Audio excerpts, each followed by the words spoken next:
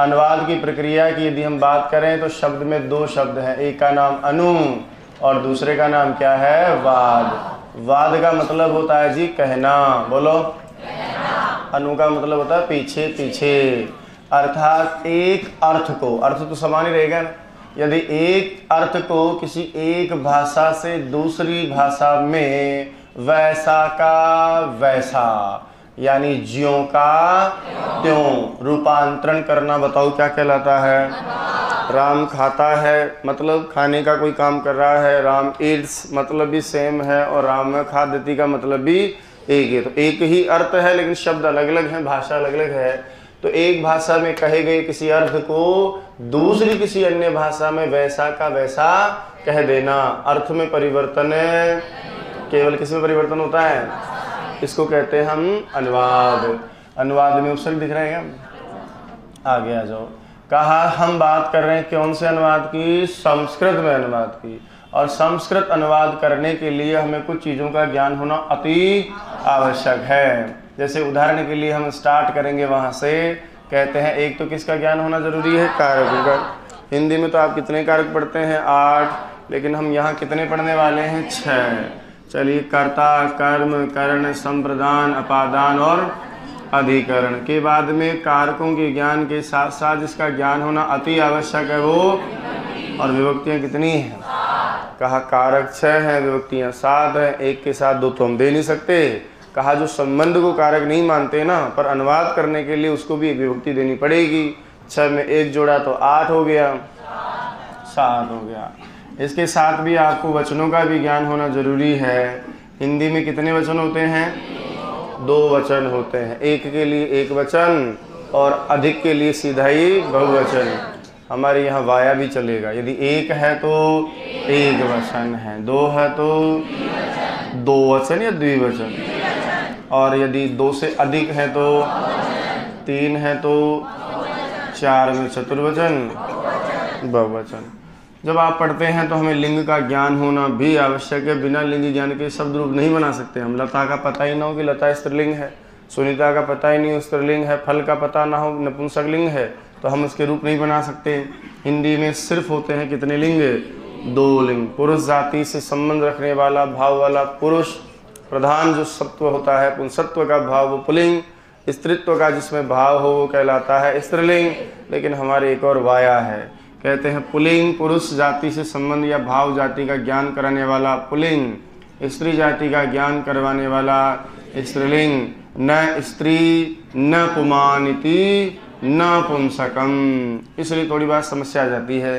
हिंदी में तो क्या करते हैं, आप ट्रांसलेशन करके भी काम चला लेते हैं। जैसे किताब फट गई कि फट गया, तो फट गई में समझ पकड़ लेते हैं कि भैया स्त्रीलिंग शब्द है, बात समझ रहे मेरी। लेकिन संस्कृत में ऐसा प्रॉब्लम ज़्यादा से ज़्यादा बढ़ेगा आपको। अब फल है तो फल को थोड़ी पूछेगा तो पुरुष की जैसा है कि तो स्त्री की जैसा है, कहेगा जी मैं तो बैठी थी, अब आप आए हैं तो चाय बना देती हूँ। अच्छा तो तुम ककड़ी हो स्त्रीलिंग हो, है ना। बोला जी मैं तो बैठा हूँ, तुम कहो तो मशीन में डल जाऊँ जूस बन के तुम्हारे उसमें गले में उतर जाऊँ। अच्छा तो तुम आम हो, तो कहने का मतलब है कि वो थोड़ी फल कहेगा कि मैं पुरुष हूँ कि नपुंसक लिंग हूँ कि स्त्रीलिंग हूँ। तो यहाँ शब्दों का व्यवहार सिर्फ अभ्यास से आता है। फिर भी गिने चुने 10-12 शब्द ऐसे हैं नपुंसक लिंग के जो विशेष अपना टारगेट होते हैं और परीक्षाओं में बार बार आते हैं। उनको मैं बोलता रहूँगा, 1 बार नहीं, 5 बार नहीं, कम से कम 1000 बार। वापस आओ इधर। एक और सामान्य जो हम पढ़ने वाले हैं विशेष बात जिसकी विस्तार से थोड़ी चर्चा भी मैं करने वाला हूँ, पुरुष। बोलिए, ये वो वाला पुरुष नहीं जैसा आप मुझे देख रहे हैं जितने सारे बैठे हैं।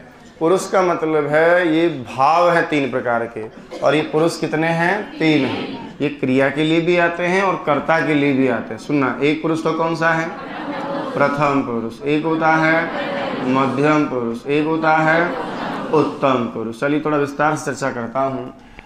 बात करें हम सामान्य इन पुरुषों की तो हमारे पास में 3 पुरुष हैं। एक का नाम है प्रथम पुरुष, एक का नाम है मध्यम पुरुष और एक का नाम है उत्तम पुरुष। आइए साहब सीखने का प्रयास करते हैं। जब हम स्वयं के लिए कोई कथन करेंगे, अपने बारे में कुछ बात करेंगे, स्वयं के लिए कुछ शब्द का प्रयोग करेंगे, तो बताइए स्वयं को इंसान हमेशा ही कैसा बताता है। आप रावण को पूछते तो रावण भी क्या कहता है कि मैं उत्तम हूँ। हिरण्यकश्यप से भी आप पूछते तो वो कहता I am so good man मैं बहुत अच्छा इंसान हूँ भाई। और यदि आप किसी और से भी पूछ लेते ना, कंस से पूछते तो वो भी आपको ये कहता है कि भाई साहब मैं सबसे उत्तम हूँ। तो इंसान अपने लिए जिस पुरुष का प्रयोग करेगा, अपने लिए जो शब्द आएंगे वो सारे शब्द कौन से पुरुष में जाएंगे? उत्तम में। और बताइए खुद के लिए क्या आता है? तुम पढ़ता हूँ, तो से बोलो इधर से थोड़ा अच्छा बोल ला भाई, मैं कुछ नहीं बोलूँगा। बोलो उत्तम में अपने लिए क्या आता है? मैं आता है इतना अच्छा शब्द। यदि मान लीजिए मेरे साथ एक और हैं तो कितने? 2। कैसे बोलोगे? जैसे आप लोग, अरे भाई अभी आवाम तो आया ही नहीं ना, उसको रोको, अभी तो मैं चल रहा है। यदि मैं कहूँ कि जैसे हम 2 लोग हैं और खाना वाना खा रहे हैं, तो बताइए 2 के लिए मैं दोनों क्या आता है? मैं दोनों तो नहीं आता ना, मैं दोनों। अच्छा एक और आ जाए तो फिर क्या बोलोगे? हम सब। ये तो हिंदी का प्रोग्राम है, याद होगा सबको। तो ये अच्छा, ये चीज़ें इतनी मायने नहीं रखती हैं, ये तो अपने आप से आपको एडजस्ट होनी चाहिए, क्योंकि अब आप वो वाले बच्चे नहीं रहे, है ना भाई। ये तो नेचुरल बात है कि उत्तम में मैं आता हूँ, यानी स्वयं मैं आता हूँ। अब मैं 1 भी हो सकता हूँ, 2 भी हो सकता हूँ और 3 भी हो सकता हूँ। बोला जब इंसान अपने से, अब मान लीजिए थोड़ा लौकिक व्यवहार से बात करें तो जैसे 2 बहुएं आई है नई नई पड़ोस में, दोनों झाड़ू लगा रही थी, बातें कर रही हैं। बोले साहब मैं इतनी अच्छी हूँ, ये हमेशा ही होता है, मैं इतनी अच्छी हूँ, मैं इतनी अच्छी हूँ कि पूछो ही। सामने वाली तुरंत कहेगी और मैं नहीं, तुम भी ठीक ठाक हाँ ठीक ठाक, काम चल जाएगा तेरे घर। सामने वाले से जिससे आप बात कर रहे हो ना, सामने वाला जो डायरेक्ट प्रत्यक्ष रूप से तुम्हारे सामने है, उसको आप कैसा पुरुष बताते हैं? क्योंकि खुद से श्रेष्ठ तो किसी को आज तक कोई बता ही नहीं पाता ना, उसके लिए तो बहुत कलेजा चाहिए इंसान को, बहुत वो चाहिए धैर्य। तो सामने वाला कौन है? सामने वाले से बात करते समय क्या बोलते हैं? मैं बैठ जा, तो सच में तुम बोलते हैं क्या? चलिए तो क्या बोलते हैं? आप बोलते होंगे, पर हमेशा वो आप वाले आप ही हो ऐसा कोई जरूरी तो नहीं है कई बार दूसरे आदमी भी होते हैं साहब। तब क्या बोलते हैं? तुम। अब बताइए 2 है तो देखो 2 हो सकते हैं, आप मान रहे हैं इस बात को, भाई तुम दोनों। और यदि एक और संख्या बढ़ जाए तो तुम सब निकम्मे हो तुम दोनों। तो मैं कैसा हूं, तुम कैसे हो? और ये 2 कन्फर्म है कि ये मैं और तुम के साथ ही आते हैं, इसके अलावा ज़िंदगी में कभी किसी के साथ एडजस्ट। मैं हमेशा इसी में आऊँगा और तुम हमेशा इसी में आओगे। इन दोनों के अलावा दुनिया की सारी दादागिरी, दुनियागिरी, बावड़ागिरी, पागलपंथी वो हमेशा कौन से पुरुष में आती है? अन्य पुरुष में आती है। जोर से बोलो। यानी जो न उत्तम है यानी मैं, ना मध्यम है नहीं तुम, हम दोनों के अलावा जो भी है ना सारा का सारा संसार है, वो बताइए कौन से पुरुष में आता है? और काउंटिंग में इसका नंबर कौन सा है? पहला। इसलिए इसका नाम क्या हो जाता है? प्रथम पुरुष। जैसे उदाहरण के लिए वह, जैसे वो दोनों बहू में बात करेंगी ना, तो कहेगी एक और आई है हमारे पड़ोस में, वो कैसी? बोले वो भी ठीक ठाक है ना। दूसरे के लिए जो करेंगे हमारे बीच में जो नहीं होगा उसको हम क्या बोलेंगे? वह। तो वो हमारे बीच में तो नहीं है ना भाई, तो वह है। बताओ कौन सा पुरुष है? 2 है तो क्या बोलते हो? और बताइए एक और आ जाए तो वेश। अब ये तो हिंदी मीडियम की बात हुई, सामान्य हिंदी व्यवहार से। अब मैं कहा आपको स्पष्ट धारणा बना के चलिए कि मैं उत्तम होता है हमेशा, यानी मैं केवल रिजर्वेशन मान के चलिए। तुम बोलूँ तो आप समझ जाना सर ये मध्यम पुरुष है। इसके अलावा मैं कोई भी वाक्य में कोई सा भी शब्द लिख दूँ, जैसे वह खाना खाता है, तो वह कौन सा पुरुष है? अन्य पुरुष है। इसको आप प्रथम भी ना बोले ना, थोड़ा अच्छा बोलेंगे तो अन्य पुरुष, क्योंकि कई बार परीक्षा में आ जाता है इसका अन्य पुरुष बताओ, तो कई बार भूल जाते हैं कि अन्य कौन है। अच्छा राम खाना खाता है, तो राम में मैं है क्या? राम है वहाँ, तो तुम है क्या? तो सारी दुनिया किस में आ जाएगी? इसलिए कई बार गुरुजी हमको पढ़ाते थे हिंदी में, तो कहते थे किसी का नाम, यानी कोई भी संज्ञा सर्वनाम सारे शब्द किस में आ जाते हैं? अन्य में। क्योंकि उत्तम मैं हूँ, मध्यम तुम हो के अलावा सारी दुनिया क्या है? अब जैसे मान लो बकरी चल रही है, तो बकरी कौन है? पंखा भी चल रहा है तो, टेबल गिर गई तो, राम खाना खाता है तो, गाय जो है चारा चरती है तो, भैंस दूध देती है तो, पंखा घूम रहा है तो, मैं चल रहा हूँ तो उत्तम पुरुष है क्या? और तुम भी चल रहे हो तो मैं और तुम तो सीट फिक्स है। चलो जी अब थोड़ा संस्कृत व्यवहार में आते हैं। इस वह को संस्कृत में पता है क्या बोलते हैं? स। दो है तो तौ, बहुत सारे हैं तो ते। तुम का जो मीनिंग है एक वचन में वो त्वम। बताइए, देखो आप तो अच्छे पढ़े लिखे लोग लगते। यूयम, त्वम, युवाम, मैं, अहम, आवाम, वयम। धन्यवाद। हो गया है क्या? शब्दों का फर्क है, बाकी बात तो एक ही। अब सुनो जो बात है काम की, यहाँ से स्टार्ट करते हैं। जैसा कर्ता, ये सब करता है, मैं तुम ये सब क्या है? कर्ता रूप में ही है। तो जैसे कर्ता होते हैं जिस पुरुष और वचन का, वैसी ही क्रिया भी प्रयोग में लाई जाती है। कला, वर्तमान काल याद है क्या? लटलकार, उसमें याद है मैं 3-3 लाइन कर रहा था। पठती, पठतः, और बोलो आगे बोलो, पठसी, पठतः, बोलो। बहुत अच्छे साहब, ज्ञानी सज्जनों, देवियों सज्जनों। तो देखो 3 ही लाइन थी ना, वो 3 लाइन सुनना मेरी बात। जैसे कर्ताओं के 3 पुरुष होते हैं, वैसे ही क्रिया को भी कितने पुरुषों में बांटा गया है? 3। और वैसे ही जैसे कर्ता के भी 3 वचन होते हैं, क्रिया के भी कितने वचन? 3। और जैसा कर्ता वाक्य में होता है, वैसे ही क्रिया वाक्य में आती है। यदि कर्ता प्रथम पुरुष का तो क्रिया भी प्रथम पुरुष की, यदि कर्ता मध्यम का है तो क्रिया भी मध्यम की, और यदि क्रिया अन्य पुरुष की हो तो यदि कर्ता मध्यम उत्तम का हो तो क्रिया भी उत्तम पुरुष की। यदि कर्ता प्रथम पुरुष एक वचन का है तो क्रिया भी प्रथम पुरुष एक वचन। यदि कर्ता उत्तम पुरुष बहुवचन का है तो क्रिया भी, उधर भी 3-3-3 और इधर भी 3-3-3, उधर भी 9, इधर भी। जैसे उदाहरण के लिए बताओ, ये कौन से पुरुष की क्रिया है? अन्य पुरुष की। और ये वाली, और ये वाली, ये किसके लिए रिजर्वेशन है? रिजर्व है उत्तम के लिए। और ये किसके लिए रिजर्व है? ये दोनों लाइंस की क्रिया तभी काम में आएंगी जब या तो मध्यम या उत्तम। बाकी सारी दुनिया के लिए ज़्यादा काम में कौन आएंगे? तो ये तो कन्फर्म हो गया कि ये तो बहुत कम काम आएंगे, जब ये लेंगे तो ये आएंगे। बाकी सब के लिए ज़्यादा से ज़्यादा प्रयोग कौन की जाएगी? पठती, पठता, पठन। जैसे उदाहरण के लिए वह पढ़ता है। अब बताओ वह कौन सा पुरुष है? अन्य पुरुष। बहुवचन हो गया ना, एक वचन। तो बताओ प्रथम पुरुष एक वचन की क्रिया कौन है? और यदि 2 लोग पढ़ते तो ऊपर से लिया करो तो, और वे सब लोग पढ़ रहे हैं तो हो गया क्या? राम पढ़ता है तो रामः, रामौ, रामः। लता, लते, लताः। शिक्षकः, शिक्षकौ, शिक्षकाः। मतलब कोई भी, मतलब कोई भी हो। लेकिन मैं कहूँ कि तुम पढ़ते हो तो तुम पठती थोड़ी आ सकता है। फिर तुम के साथ तो भाई साहब क्या आ जाएगा? पठसी। लेकिन तुम दोनों पढ़ते हो तो पठथः, और तुम सब पढ़ते हो तो पठत हो जाएगा ना ऐसे। चलिए साहब और आगे बढ़ाओ। मैं कहूँ कि नहीं जी मैं पढ़ता हूँ तो मैं कौन हूँ? उत्तम हूँ ना, तो क्या लिखना पड़ेगा? अहम पठामी, आवाम, और हम सब पढ़ते हैं तो वयम। अनुवाद की पहली कड़ी तो यही है। जब भी मैं अनुवाद की प्रक्रिया चलाऊंगा तब ऑटोमेटिक आपको एडजस्ट करना पड़ेगा कि भाई गुरुजी उत्तम पुरुष की करता है तो उत्तम पुरुष की ही क्रिया लगाओ। अरे मैं खाना खाता हूँ तो खाना का तो जो बनेगा, लेकिन खाद धातु का मैं के साथ में क्या आएगा? खादामी। क्या आएगा? तो ऐसे सामान्य हम क्रियाओं को बनाते जाएंगे। जैसे उदाहरण के लिए कल क्रिया को पहले मैंने इसलिए पढ़ाया कि कम से कम आपको चलती चलते नमती नम का तो अभ्यास हो ना। जैसे बदलते रहेंगे, शब्द बदलते रहेंगी, भावनाएं। कैसे?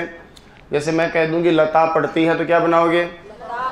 अब इतना तो आपको दिमाग में आ जाना चाहिए कि ये वाला क्रिया यहाँ से उठेगी लता के लिए। समझ में आ रही मेरी बात? लेकिन मैं पढ़ता हूँ तो फिर आपको ये समझ में आ जाना चाहिए कि उत्तम पुरुष की क्रिया। मैं चलता हूँ तो भी समझ में आ जाएगी उत्तम पुरुष की क्रिया। तुम नाचते हो तो ये समझ में आ जाना चाहिए कि मध्यम पुरुष की क्रिया। इतना तो कर ही सकते हैं ना हम। उसके बाद ऑटोमेटिक ये अनुवाद हो जाएगा। देखना कैसे? जैसे मैंने बोला मोहन खाता है, लड़का है तो विसर्ग लगा दो, लड़की को वैसा का वैसा ही रखना है। बोलो चलिए, बहुत सारे मोहन खाते हैं। मोहनाः खादन्ति। चलो, तुम चलते हो। त्वं चलसि। तुम नाचते हो, ये पढ़ा है मैंने कलाम। तुम तो नृत्यति, नृत्यत, नृत्यन्ति, नृत्यसे हो जाएगा नृत्यसी। इसी प्रकार से मान लीजिए मैं कह दूं कि तुम लिखते हो, तुम, मैं भी लिखता हूँ, मैं खाता हूँ, मैं चलता हूँ, मैं नमस्कार करता हूँ, हम सब नमस्कार करते हैं। वयम, नम से क्या बनेगा? नमामः। चल से चलामः, खाद से खादामः, पट से पटामः, हंस से ऐसे नॉर्मली। तो ये तो कम से कम आना ही चाहिए। और ये तो दूसरी कक्षा से ही हम पढ़ते आए हैं कि भैया अहम अवाम अयम सहतौ त्वम युवाम। तो लिखो थोड़ा, फिर आगे बढ़ते हैं हल्का हल्का से।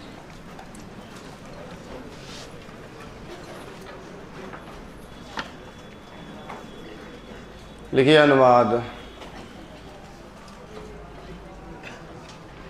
अनुवाद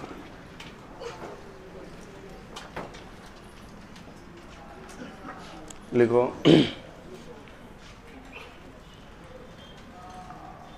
एक भाषा में कहे गए अर्थ को, एक भाषा में कहे गए अर्थ को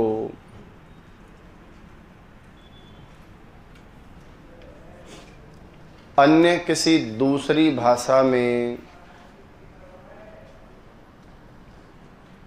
अन्य किसी दूसरी भाषा में ज्यों का त्यों,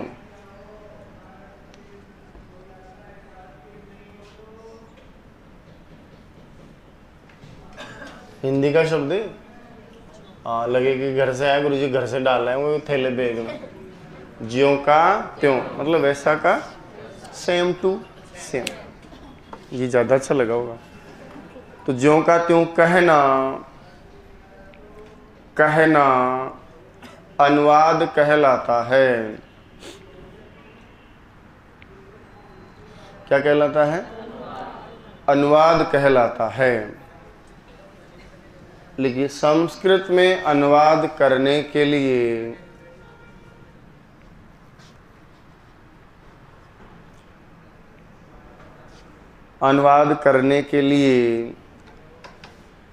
छह कारकों, संस्कृत में अनुवाद करने के लिए 6 कारकों,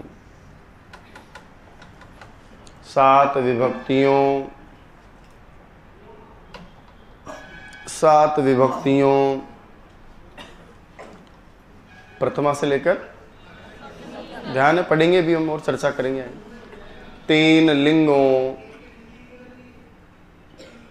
फिर ब्रैकेट में डाल देना पुल्लिंग, स्त्रीलिंग, नपुंसक लिंग। 3 लिंगों, पुल्लिंग, स्त्रीलिंग, नपुंसक लिंग। बंद करके आगे बढ़ जाओ। 3 वचनों,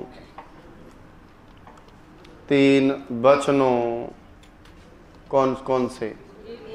एक वचन, द्विवचन, बहुवचन।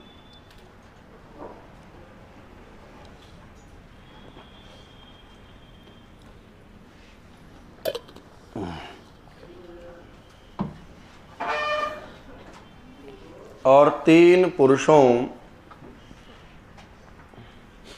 और 3 पुरुषों कौन कौन से?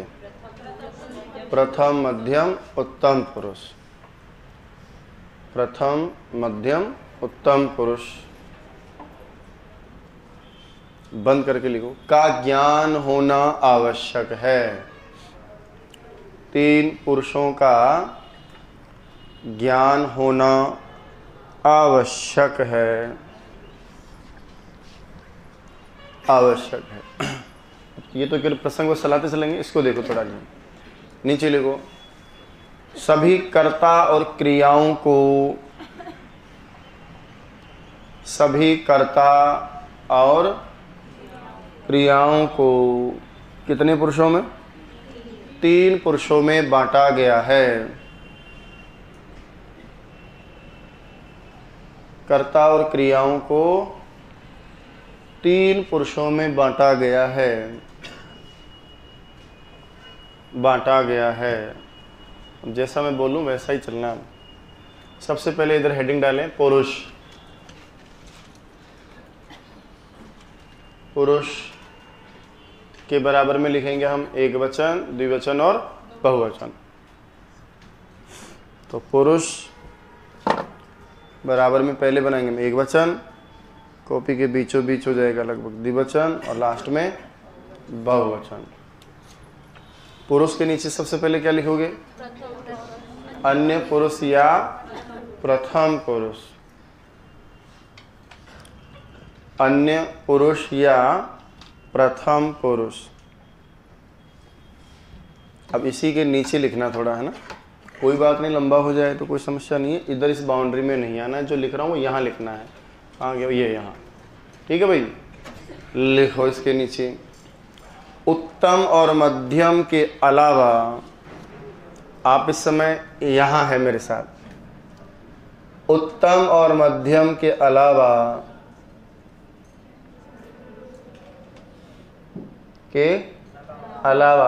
सभी अन्य पुरुष में आते हैं।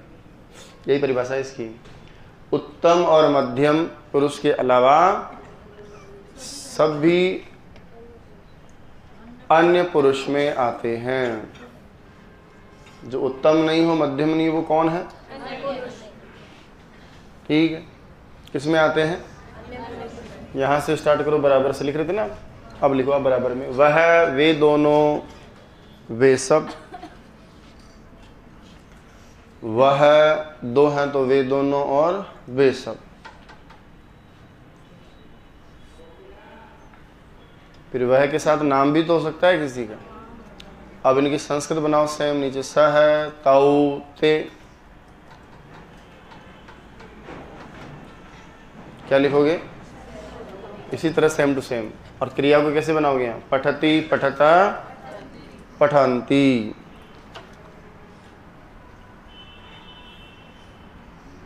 पठती, पठता। तो जो आपने नीचे बढ़ाया था वो कवर भी हो गया होगा, तो ज़्यादा तकलीफ भी नहीं होगी आपको। चलिए, हो गया यहाँ तक। उसके बाद में उसके नीचे क्या लिखा है? अन्य पुरुष के नीचे फिर मध्यम पुरुष। मध्यम पुरुष।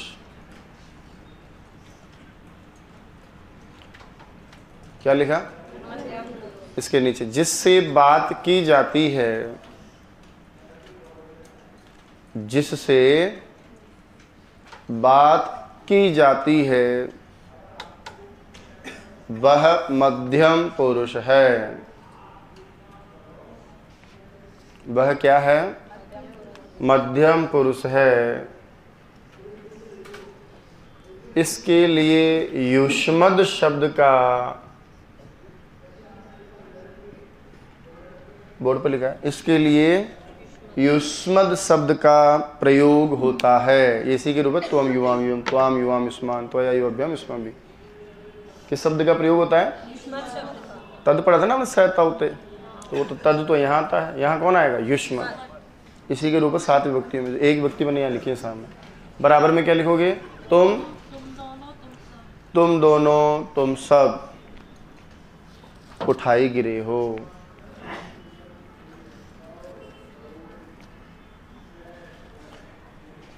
तुम दोनों, तुम सब। अब तुम दोनों, तुम सब तो क्या है कि वचन के हिसाब से, बाकी समझ में आना चाहिए कि तुम क्या है? मध्यम है। संस्कृत में ट्रांसलेशन करेंगे त्वम युवाम यूयम। युवाम में यू छोटा आता है, यूयम में बड़ा आता है। तो युवाम यूयम। क्रिया भी वैसे ही बनाएंगे। याद करके आए, बताया आप लोग, ऐसा कह रहे थे सुबह सुबह। तो पठसी, पठथः, पठथ, पठसी, पठतः, पढ़त, पढ़ता, पढ़ती। लास्ट में क्या, इधर क्या है? तो लिखिए अपने लिए उत्तम पुरुष। उत्तम पुरुष। किसके लिए? लिखिए, यह स्वयं के लिए प्रयुक्त होता है। यह स्वयं के लिए, स्वयं लिखूंगा, स्वयं लिख दूं आपको? स्वयं के लिए प्रयुक्त होता है। अस्मद शब्द का प्रयोग होता है।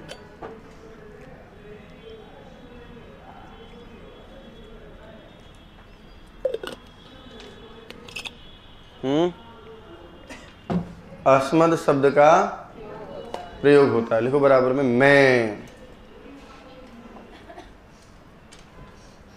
मैं दोनों, हम दोनों, हम सब साथ साथ हैं।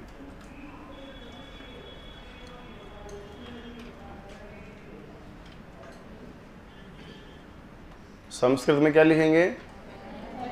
अहम आवाम वयम।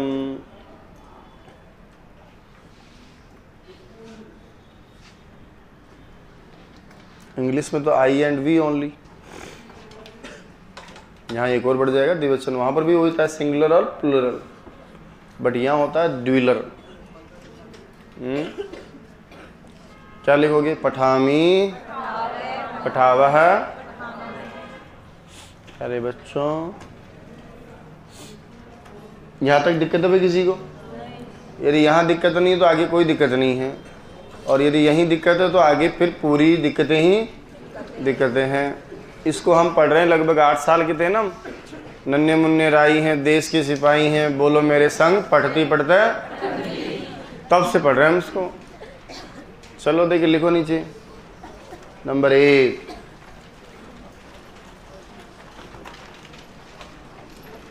क्या है नंबर 1? वह पढ़ता है।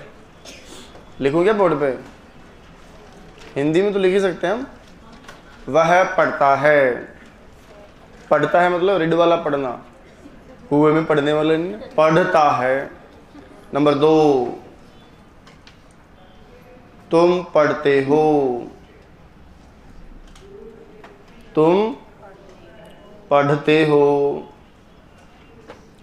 मैं पढ़ता हूं। मैं पढ़ता हूं। क्या लिखा? सही बताओ। लिखो फिर आगे नीचे। वे सब पढ़ते हैं। वे सब पढ़ते हैं। वे सब पढ़ते हैं। हम दोनों पढ़ते हैं। हम दोनों पढ़ते हैं। लिखिए साहब, हम सब पढ़ते हैं। ये तो हो गया ना? ठीक है, हम सब पढ़ते हैं। अब थोड़ा चेंज कर रहा हूँ, बिल्कुल कॉमन सेंटेंस लिख दिया गया यहाँ तक। लिखिए, राम नमस्कार करता है। राम नमस्कार करता है।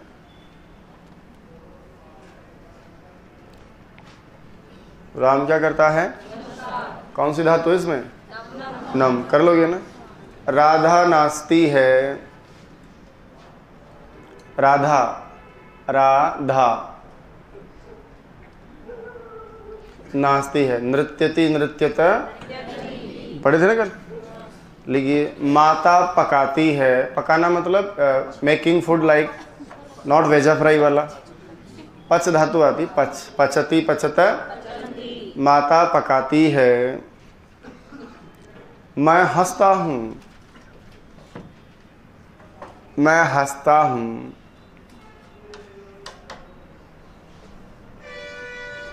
तुम लिखते हो। मैं हंसता हूँ। तुम परदेसी, परदेसी जाना नहीं।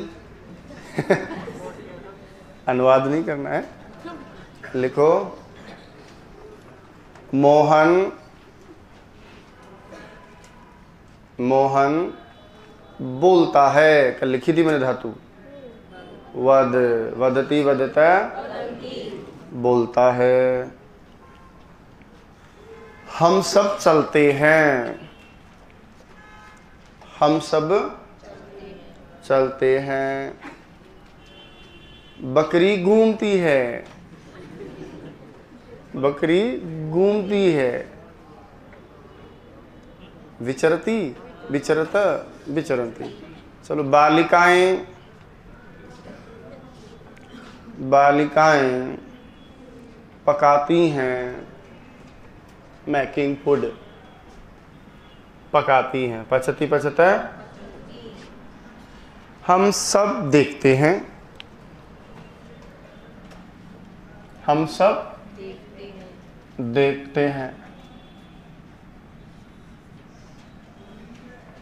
खाता। ये सिर्फ अभ्यास के लिए, बाकी हम सब अभी स्टार्ट करेंगे।